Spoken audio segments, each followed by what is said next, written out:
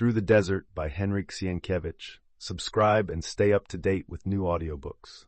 Chapter 8. Meanwhile, the camels stormed like a hurricane over the sand, glistening in the moonlight. It was night.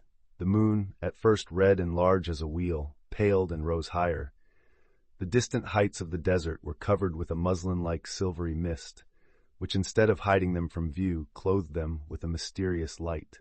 Ever and anon the plaintive whining of jackals rang out from among the scattered rocks. Still another hour passed.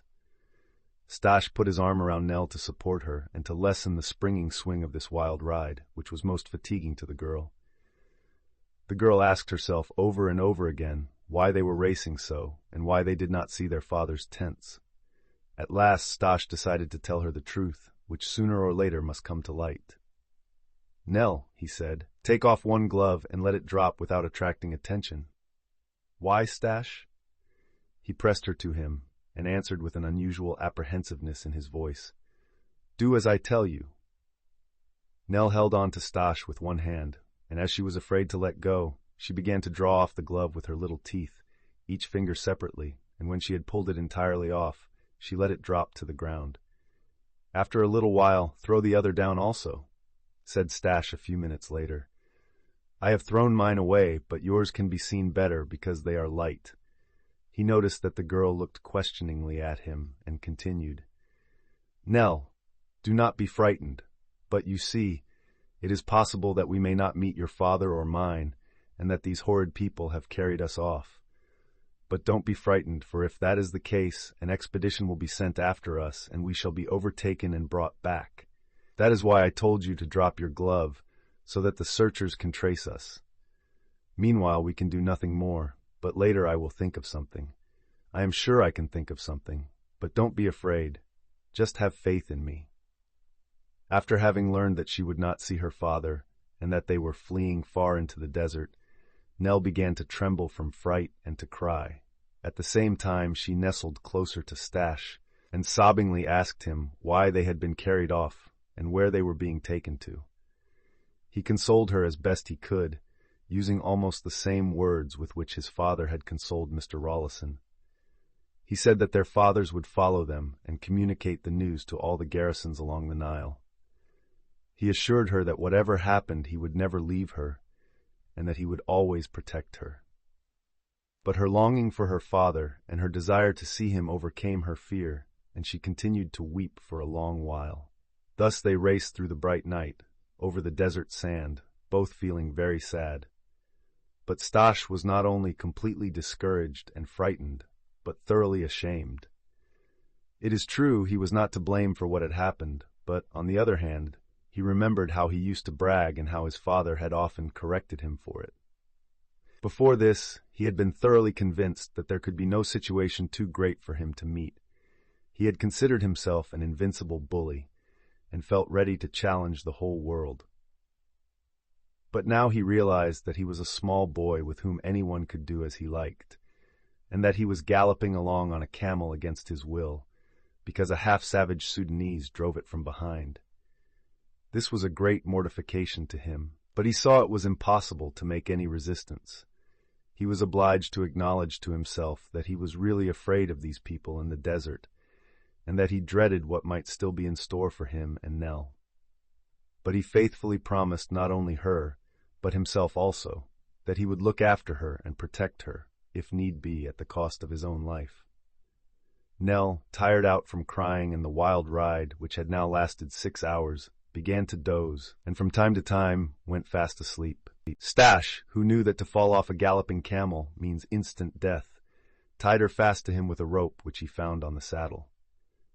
But after a while it seemed to him that the camels were not galloping so fast, although they were now running over flat, soft sand.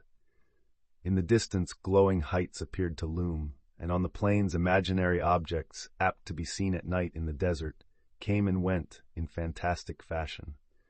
The moon shone paler and paler from the heavens. Before them peculiar, pinkish, transparent clouds massed themselves at random and glided away as if blown along by gentle zephyrs.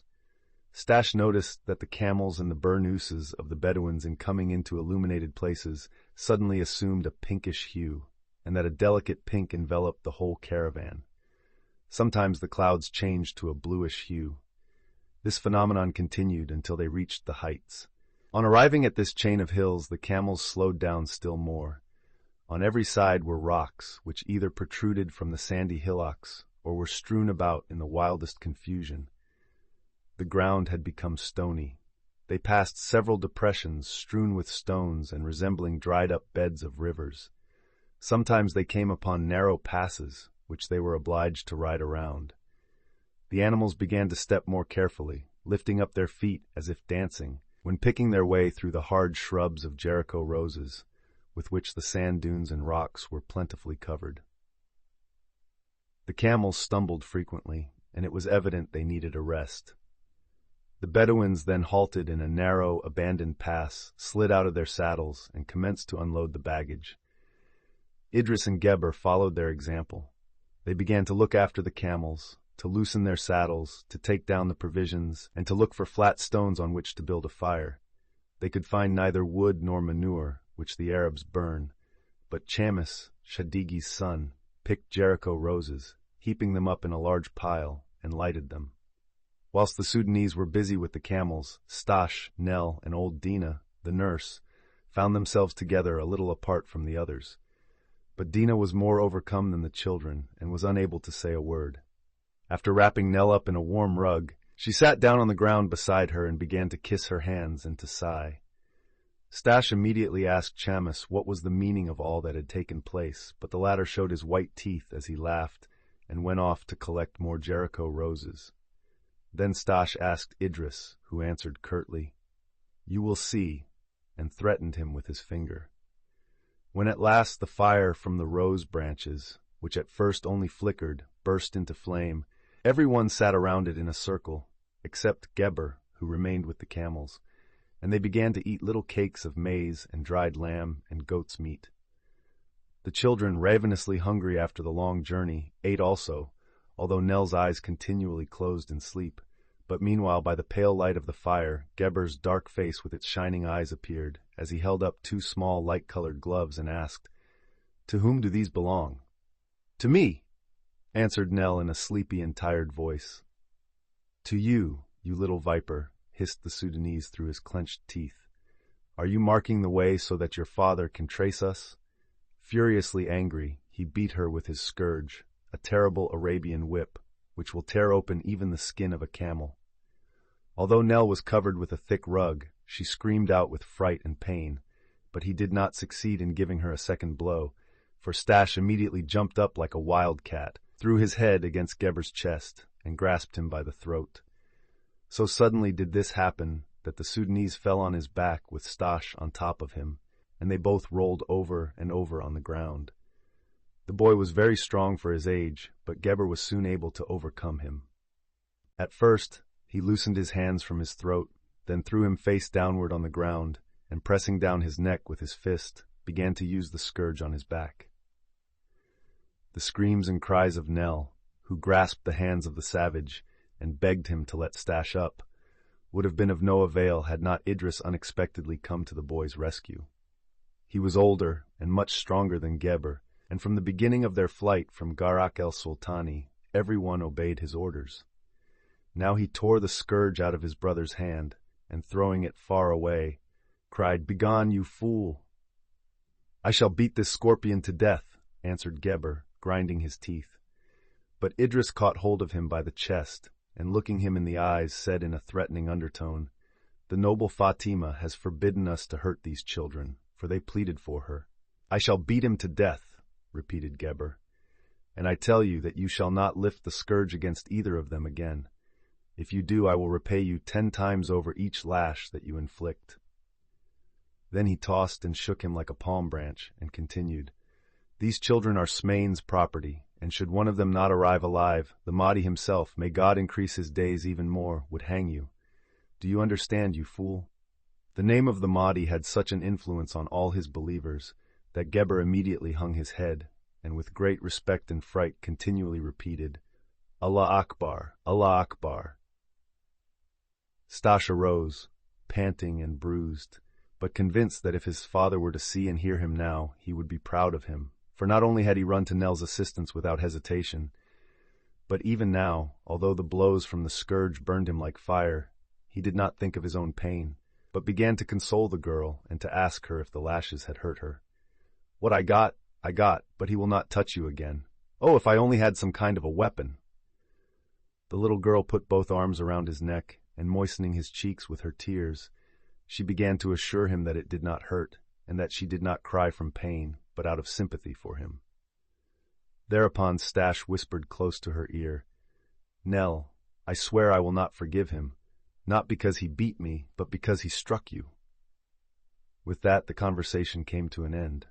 After a while, the brothers Idris and Geber, who had become reconciled, placed coats on the ground and lay down on them, and soon Chamis followed their example. The Bedouins strewed maize around for the camels. Then they mounted 2 of the animals and rode off in the direction of the Nile. Nell leaned her little head on Dinah's knee and fell asleep. The fire went out, and for a while nothing was heard but the noise of the camels' teeth crunching the maize. Small clouds appeared in the heavens, and though they now and then obscured the moon, the night continued clear. From among the rocks came the ceaseless, pitiful whining of jackals throughout the deep hours of the night. 2 hours after their departure, the Bedouins reappeared with the camels, which were loaded with leather bags filled with water. Relighting the fire, they sat down on the sand and began to eat. Their arrival awoke Stash, who had fallen asleep, and also the 2 Sudanese and Chamis. Then began the following conversation by the group seated around the fire, to which Stash was an eager listener. "Can we ride on?" asked Idris. "No, for we must rest, we and our camels." "Did anyone see you?" "No one. We advanced between 2 hamlets toward the river. We heard nothing but the barking of dogs in the distance. We shall always have to ride off for water at midnight and fetch it from deserted places. When we pass the first cataract, Chal al-Shelal, the villages will be farther apart and the people more devoted to the Prophet. We will certainly be pursued." Thereupon Chamis turned over, and supporting his head on his hands, said, "The Mahdisi will wait a whole night in El Fasher for the children to come on the next train, and then they will go to Fayum, and from there to Garak. Not till they reach the latter place can they find out what has happened, and then they will have to return to Medinet, to send words along a copper wire to the towns on the banks of the Nile, and men on camels will pursue us. All this will take 3 days at least. We need not urge our camels on before then, and so we can smoke our pipes in comfort." At these words he took a burning rose twig from the fire and lighted his pipe with it. Then Idris began, after the Arabian custom, to show his satisfaction by smacking his lips. "Chadigi's son, you have brought the matter off well," he said, "but we must make use of these 3 days and nights to advance as far as possible toward the south. I shall not breathe freely until we have passed over the desert between the Nile and Charja. Pray God that the camels do not give out." "They will stand it," remarked one of the Bedouins. "The people also say," Chamis interposed, "that the Mahdi's soldiers, God lengthen his life, have already got as far as Aswan." Stash, who had not lost a word of this conversation, and had also noted what Idris had told Geber before, arose and said, "The army of the Mahdi is near Khartoum." "La!" "No, no," said Chamis. "Do not listen to his words," answered Stash, "for he not only has a dark skin, but a dark brain. If you were to buy fresh camels every 3 days and race as you have done today, it would take you a month to reach Khartoum. Perhaps you do not know that not only the Egyptian, but the English army also, will hold you up." These words made somewhat of an impression, and Stash, aware of it, continued, "Before you are between the Nile and the great oasis, all the roads in the desert will be guarded by a number of soldiers." "Ha! The words on the copper wire run quicker than the camels. How will you ever be able to escape them?" "The desert is large," answered one of the Bedouins, "but you have to keep near the Nile. We can cross to the other side, and while they are looking for us on this side, we shall be on the other. The words running over the copper wires will reach the towns and villages on both banks of the river. The Mahdi will send us an angel, who will place his fingers on the eyes of the English and Turks, Egyptians, and he will cover us over with his wings."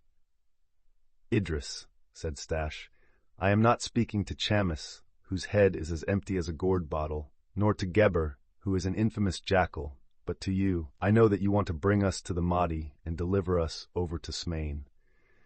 But if you are doing it to gain money, then know that this little girl's father is richer than all the Sudanese together." "And what does that mean?" interrupted Idris. "What does it mean? Return of your own free will, and the great Mahdist will not be sparing of his money, neither will my father. Or they will hand us over to the government, and we will be hanged." "No, Idris, you will certainly be hanged if you are caught in your flight. That is sure to happen. But if you return voluntarily, you will not be punished. Moreover, you will be rich men till the end of your days. You know that the white people of Europe always keep their word. And I give you the word of honor of both Mahdist that it is so, and that it will be as I say." Stash was really convinced that his father and Mr. Rawlison would 1,000 times rather keep the promise he made than to let them both, especially Nell, take such a terrible journey and lead a still more terrible life in the midst of the savage and angry tribes of the Mahdi. So he waited with beating heart for Idris to answer, but the latter was wrapped in silence, and after a while he merely said, "You say the father of the little girl and yours would give us a great deal of money?" "That is so." "And would all their money be able to unlock the gates of paradise for us, which the blessing of the Mahdi opens?" "Bismillah!" hereupon cried the two Bedouins and Geber and Khamis. Stash now lost all hope, for he knew that though Orientals are very greedy for money and are easily corrupted, when a real Mohammedan looks at anything from a religious point of view, no treasures of this world can tempt him. Idris, encouraged by the assenting cries of his fellows, continued to talk, not apparently in answer to Stash, but for the purpose of gaining their further approval and praise. "We are fortunate enough to belong to the same tribe as the Holy Prophet, but the noble Fatima and her children are his relatives, and the great Mahdi loves them. So when we deliver you and this little girl into his hands, he will exchange you for Fatima and her children and bless us. Know that even the water in which he bathes in the morning will, according to the Quran, heal the sick and wash away sins. How powerful must his blessing then be?" "Bismillah," repeated the Sudanese and the Bedouins. But Stash, grasping the last thread of hope, said, "Then take me along, but the Bedouins must return with the little girl. They will deliver Fatima and her children in exchange for me alone. They are more likely to give them up in exchange for you both." Thereupon the boy turned to Chamis. "Your father will have to bear the brunt of your deeds." "My father is now in the desert on his way to the Prophet," answered Chamis. "Then he will be caught and hanged." But here Idris thought it better to encourage his comrades. "The hawks," he said, "who are to eat the flesh of our bones are not yet hatched. We know what threatens, but we are no longer children, and we have been familiar with the desert for some time. These people," pointing to the Bedouins, "have often been in Barbary, and they know the roads that are traversed only by gazelles. There no one will find us, and no one will follow us. We must go to Bar Yusuf, and then to the Nile to draw water, but we shall do that by night. And besides, do you suppose that there are no secret friends of the Mahdi by the river? Let me tell you that the further south we go, the surer we are of finding whole tribes and their sheiks only waiting for an occasion to grasp their swords in defense of the true faith. These tribes will give the camels food and water and set the pursuers on the wrong track. We know that the Mahdi is far away, but we also know that every day brings us nearer to the sheepskin on which the Holy Prophet kneels to pray." "Bismillah," cried his comrades for the third time. It was evident that Idris had greatly risen in their estimation. Stash realized that everything was lost, but thinking that at any rate he could protect Nell from the fury of the Sudanese, he said, "After a ride of 6 hours, the little lady has reached here half dead. How do you suppose that she will stand such a long journey? If she dies, I shall die too, and who will you then have to take to the Mahdi?" At first Idris could not answer. Stash, seeing this, continued, "And how will the Mahdi and Smain receive you when they learn that through your stupidity Fatima and her children must forfeit their lives?" But the Sudanese collected himself and said, "I saw how you seized Geber by the throat. By Allah, you are a young lion and will not die, and she—" Here he looked at Nell's little head leaning up against old Dinah's knees, and in a peculiarly soft voice he concluded, "We will make a nest, a little bird's nest, for her on the hump of the camel, so that she will not feel the fatigue and can sleep on the way as peacefully as she is sleeping now." As he said this, he went toward the camels, and with the help of the Bedouins began to prepare a seat for the girl on the back of the best dromedary. While doing this, they talked a great deal and argued a little, but at last they were able to arrange, with the help of ropes, rugs, and bamboo rods, something like a deep, immovable basket, in which Nell could either sit or lie down, but from which she could not fall. Over this seat, which was so spacious that Dinah also found room in it, they stretched a canvas roof. "Do you see?" said Idris to Stash. "Quail's eggs would not break in these cloth rugs. The old woman will ride with the little lady, so that she can wait on her night and day. You will sit with me on another camel, but you can ride alongside of her and take care of her." Stash was glad that he had at last gained that much. Thinking over the situation, he became convinced that possibly they would be found before they reached the first cataract, and this thought gave him courage. But he needed sleep, and he attempted to fasten himself to the saddle with ropes, for as it was not necessary to support Nell any longer, he thought he might get a few hours' rest. The night was now brighter, and the jackals stopped whining in the narrow passes. The caravan was to start directly, but first the Sudanese, on seeing the sunrise, went behind a rock a few steps off, and there began their morning ablutions, following out exactly the instructions of the Quran, but instead of water which they wanted to save, they used sand. Then they raised their voices and went through the first morning prayer. In the great stillness their words rang out distinctly. "In the name of the merciful and pitying God, glory and honor be to the Lord, the ruler of the world, who shows mercy and pity on the day of judgment. We honor thee, we confess to thee, we beg help of thee. Lead us on in the path of those for whom thou dost not spare thy benefits, but not in the ways of evildoers, who have incurred thy anger and live in sin. Amen." When Stash heard these words, he also raised his eyes to heaven, and in this distant country, in the midst of the yellow silent sand of the desert plains, he began, "We fly to thy patronage, O Holy Mother of God. Despise not our petitions in our necessities." Remember to subscribe.